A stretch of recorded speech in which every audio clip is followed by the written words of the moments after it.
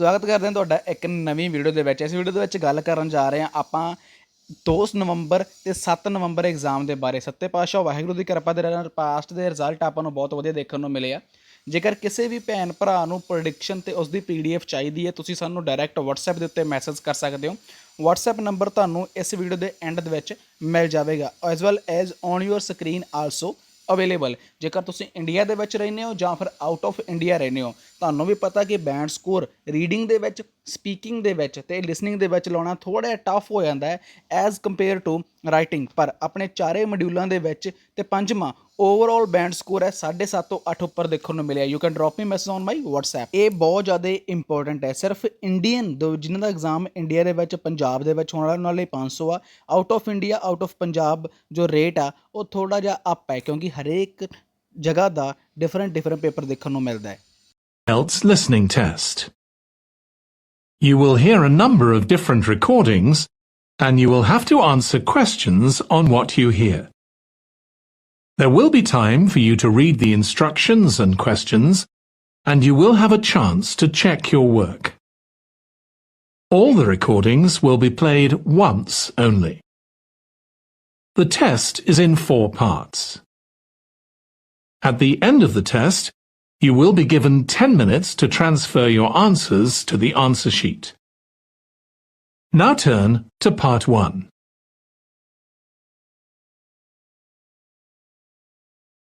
Part 1. You will hear a woman calling a tourist information office to ask about a festival. First, you have some time to look at questions 1 to 4.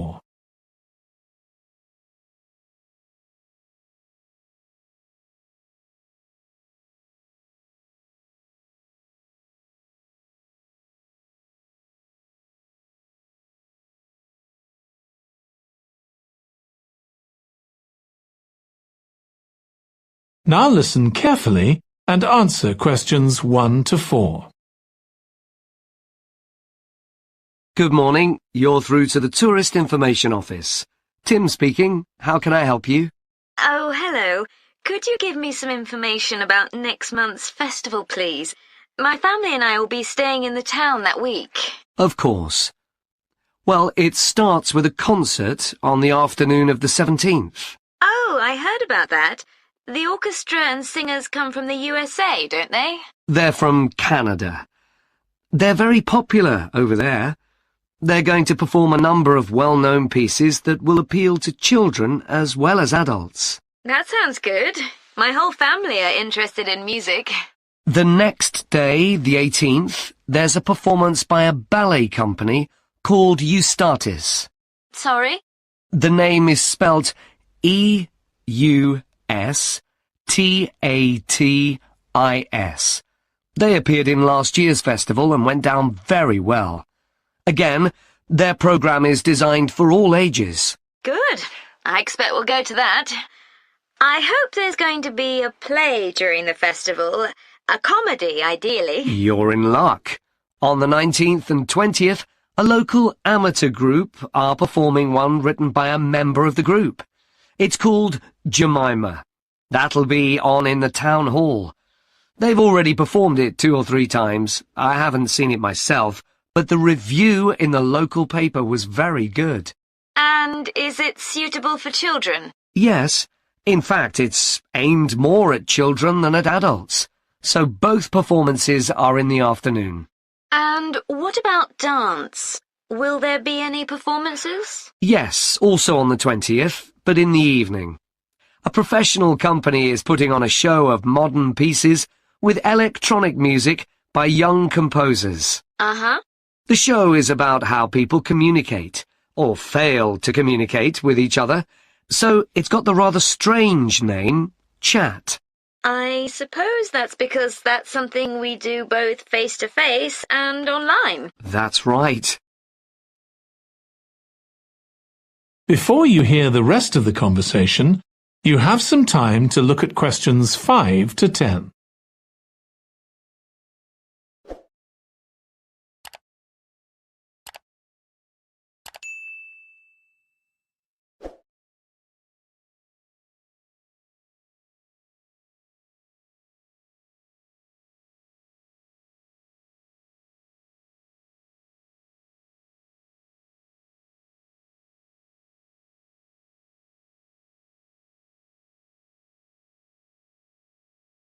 Now listen and answer questions 5 to 10.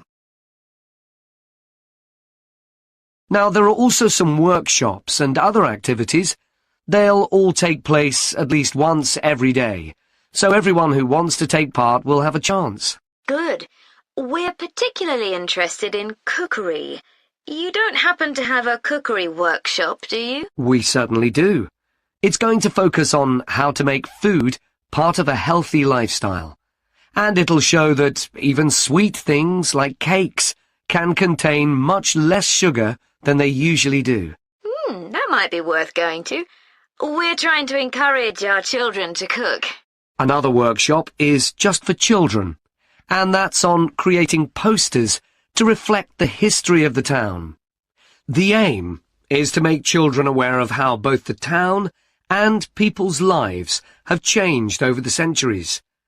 The results will be exhibited in the community centre. Then, the other workshop is in toy making, and that's for adults only. Oh, why's that? Because it involves carpentry.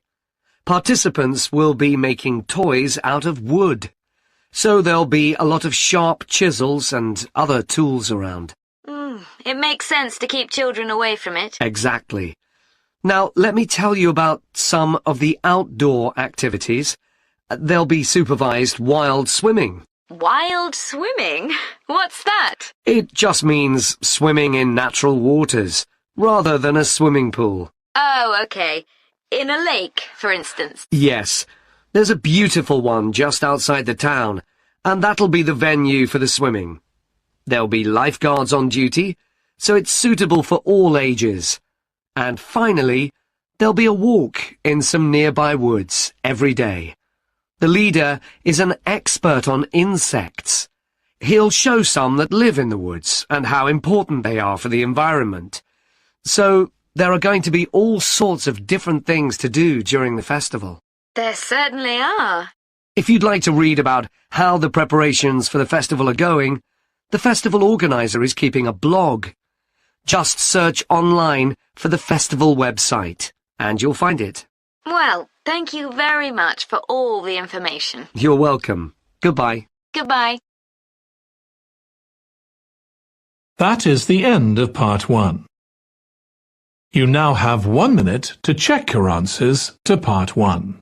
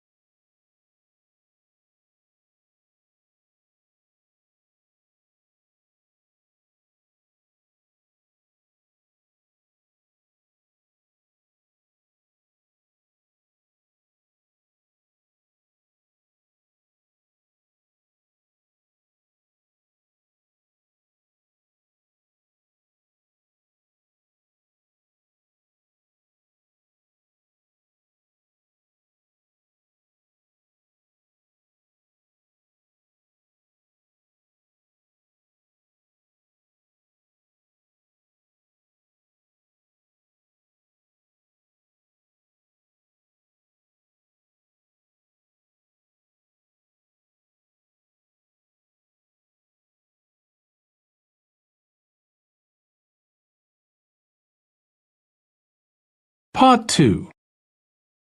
You will hear part of a talk to a gardening club about a local park. First, you have some time to look at questions 11 to 14.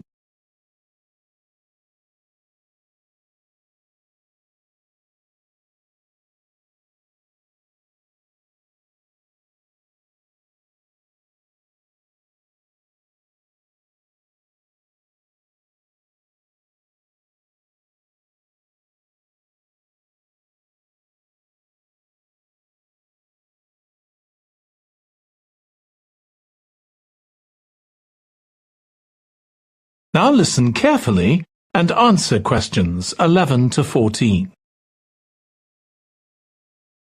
I'm very pleased to welcome this evening's guest speaker, Mark Logan, who's going to tell us about the recent transformation of Minster Park. Over to you, Mark. Thank you. I'm sure you're all familiar with Minster Park. It's been a feature of the city for well over a century, and has been the responsibility of the City Council for most of that time. What perhaps isn't so well known is the origin of the park. Unlike many public parks that started in private ownership, as the garden of a large house, for instance, Minster was some wasteland, which people living nearby started planting with flowers in 1892. It was unclear who actually owned the land, and this wasn't settled until 20 years later, when the council took possession of it. You may have noticed the statue near one of the entrances. It's of Diane Gosforth, who played a key role in the history of the park. Once the council had become the legal owner, it planned to sell the land for housing. Many local people wanted it to remain a place that everyone could go to enjoy the fresh air and natural environment. Remember, the park is in a densely populated residential area. Diane Gosforth was one of those people, and she organised petitions and demonstrations, which eventually made the council change its mind about the future of the land. Soon after this, the First World War broke out in 1914, and most of the park was dug up and planted with vegetables, which were sold locally. At one stage, the army considered taking it over for troop exercises, and got as far as contacting the city council, then decided the park was too small to be of use. There were occasional public meetings during the war, in an area that had been retained as grass. After the war, the park was turned back more or less to how it had been before 1914, and continued almost unchanged until recently. Plans for transforming it were drawn up at various times, most recently in 2013, though they were revised in 2015 before any work had started. The changes finally got going in 2016 and were finished on schedule last year. Before you hear the rest of the talk, you have some time to look at questions 15 to 20.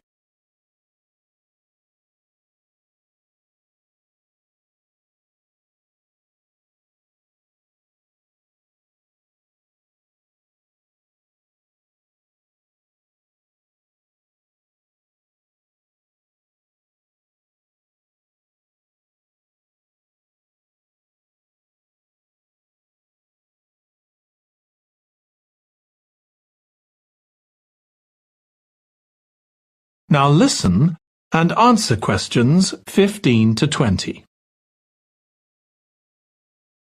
Okay, let me tell you about some of the changes that have been made, and some things that have been retained. If you look at this map, you'll see the familiar outline of the park, with the river forming the northern boundary, and a gate in each of the other three walls. The statue of Diane Gosforth has been moved.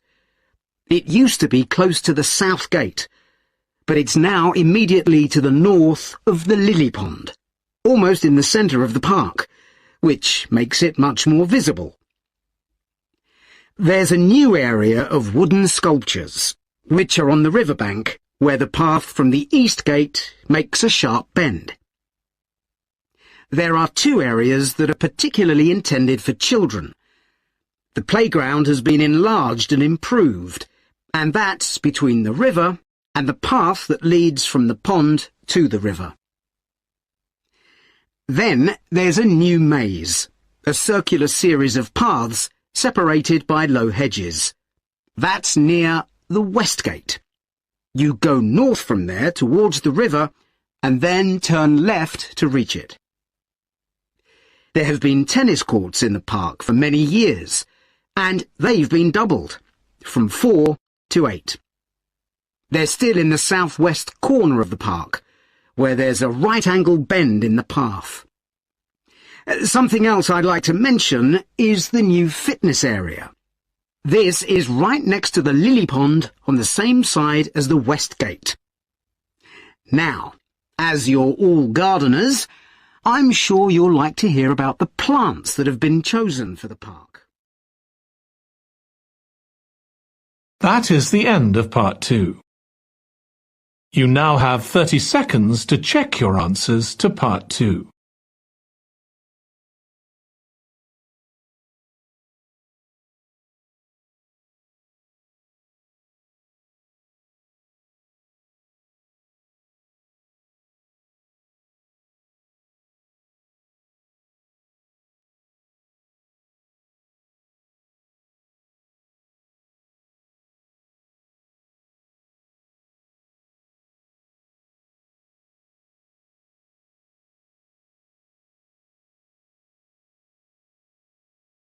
Part 3. You will hear 2 students of English called Kathy and Graham planning a display on 19th century British life and literature for a university event. First, you have some time to look at questions 21 to 24.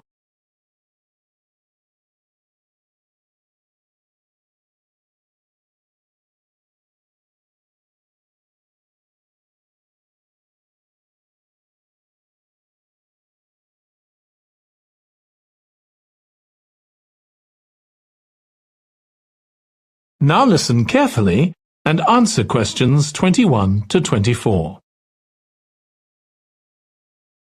OK, Graham, so let's check we both know what we're supposed to be doing. OK. So, for the university's open day, we have to plan a display on British life and literature in the mid-19th century. That's right. But we'll have some people to help us find the materials and set it up, remember? For the moment, we just need to plan it. Good. So, have you gathered who's expected to come and see the display? Is it for the people studying English or students from other departments? I'm not clear about it. Nor me. That was how it used to be, but it didn't attract many people, so this year it's going to be part of an open day to raise the university's profile. It'll be publicised in the city to encourage people to come and find out something of what goes on here. And it's included in the information that's sent to people who are considering applying to study here next year. Presumably, some current students and lecturers will come? I would imagine so. But we've been told to concentrate on the other categories of people. Right. We don't have to cover the whole range of 19th century literature, do we? No, it's entirely up to us. I suggest just using Charles Dickens. That's a good idea. Most people have heard of him and have probably read some of his novels or seen films based on them. So that's a good lead-in to life in his time. Exactly. And his novels show the awful conditions that most people had to live in, don't they? He wanted to shock people into doing something about it. Did he do any campaigning other than writing? Yes, he campaigned for education and other social reforms and gave talks. But I'm inclined to ignore that and focus on the novels. Yes, I agree. Before you hear the rest of the discussion, you have some time to look at questions 25 to 30.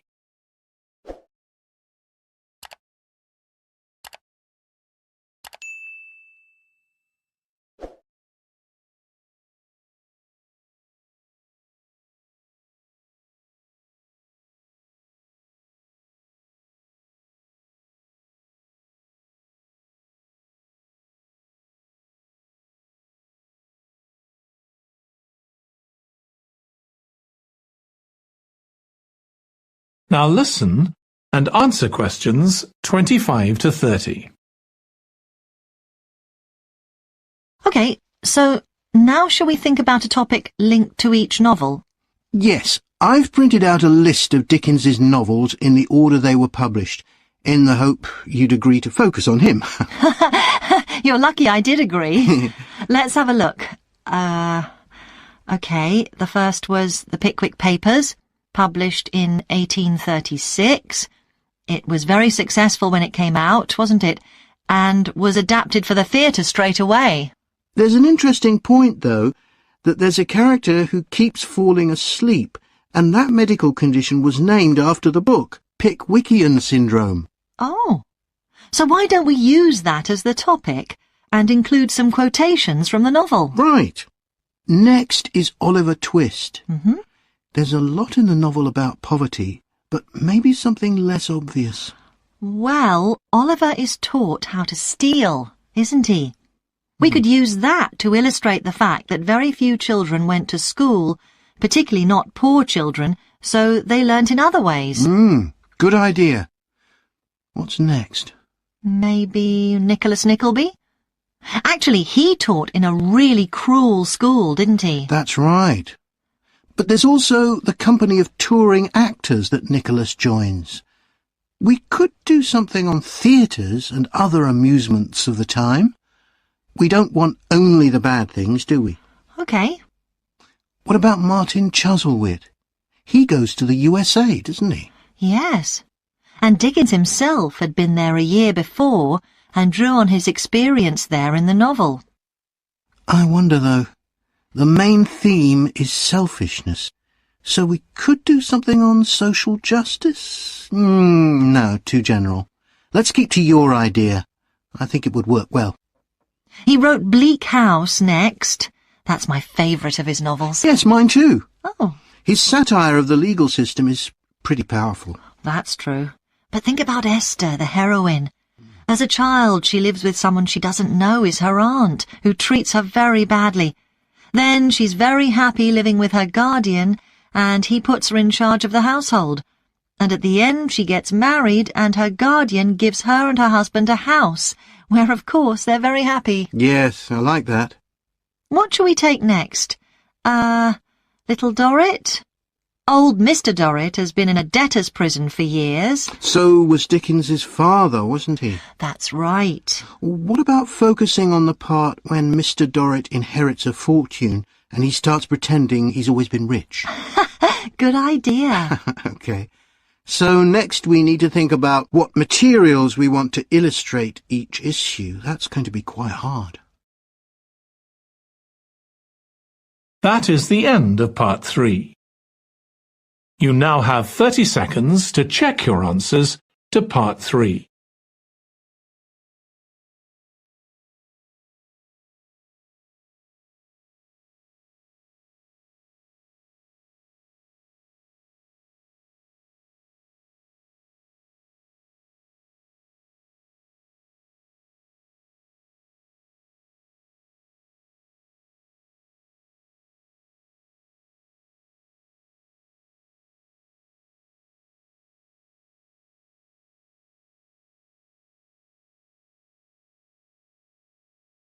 Part 4. You will hear part of a presentation about an agricultural program in the country of Mozambique. First, you have some time to look at questions 31 to 40.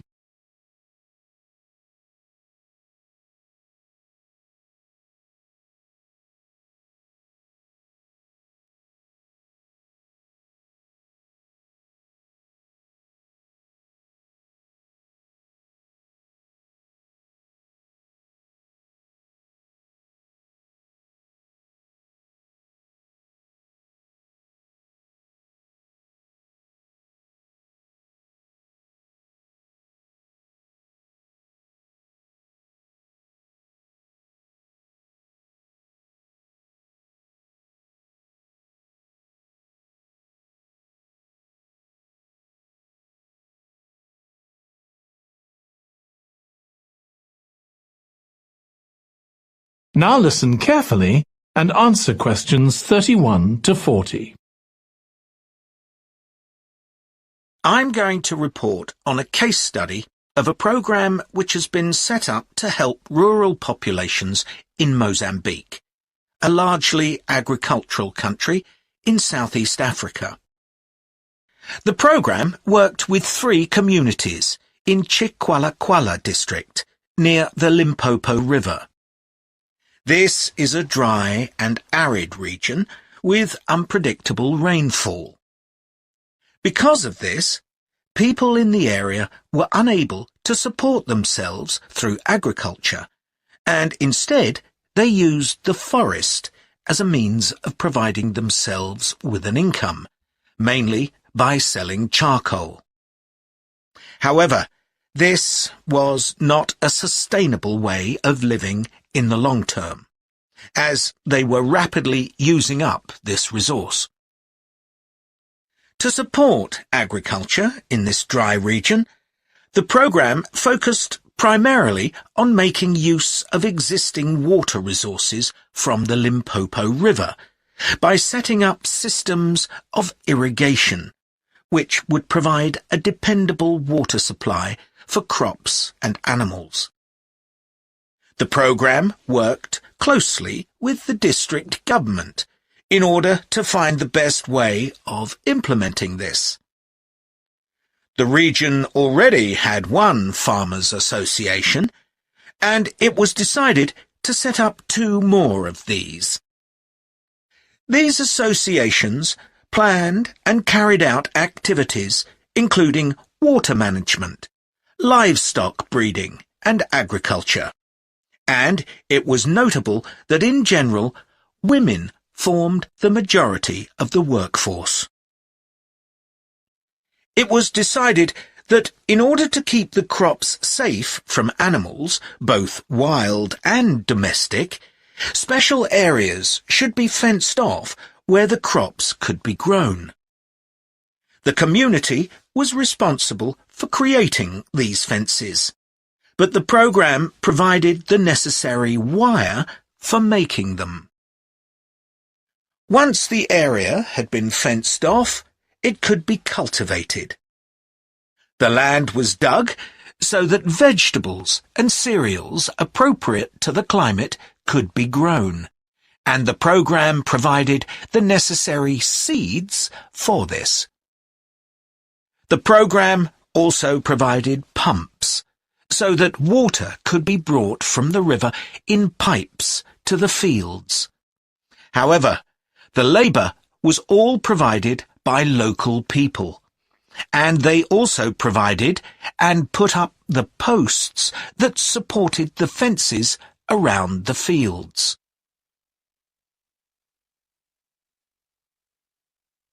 Once the program had been set up, its development was monitored carefully. The farmers were able to grow enough produce not just for their own needs, but also to sell. However, getting the produce to places where it could be marketed was sometimes a problem, as the farmers did not have access to transport, and this resulted in large amounts of produce, especially vegetables, being spoiled.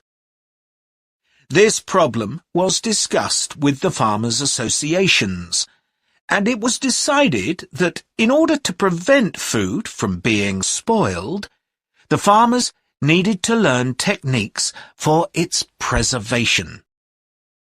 There was also an additional initiative that had not been originally planned, but which became a central feature of the program. This was when farmers started to dig holes for tanks in the fenced-off areas, and to fill these with water and use them for breeding fish, an important source of protein. After a time, another suggestion was made by local people which hadn't been part of the program's original proposal, but which was also adopted later on.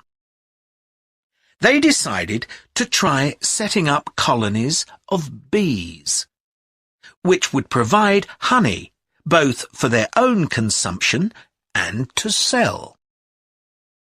So, what lessons can be learned from this program? First of all, it tells us that in dry, arid regions, if there is access to a reliable source of water, there is great potential for the development of agriculture. In Chiqualaquala, there was a marked improvement in agricultural production, which improved food security and benefited local people by providing them with both food and income.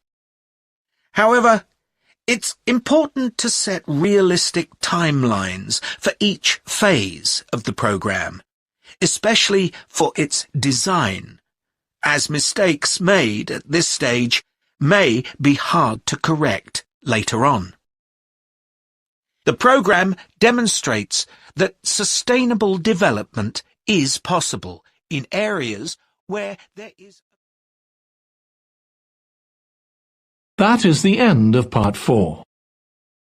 You now have 1 minute to check your answers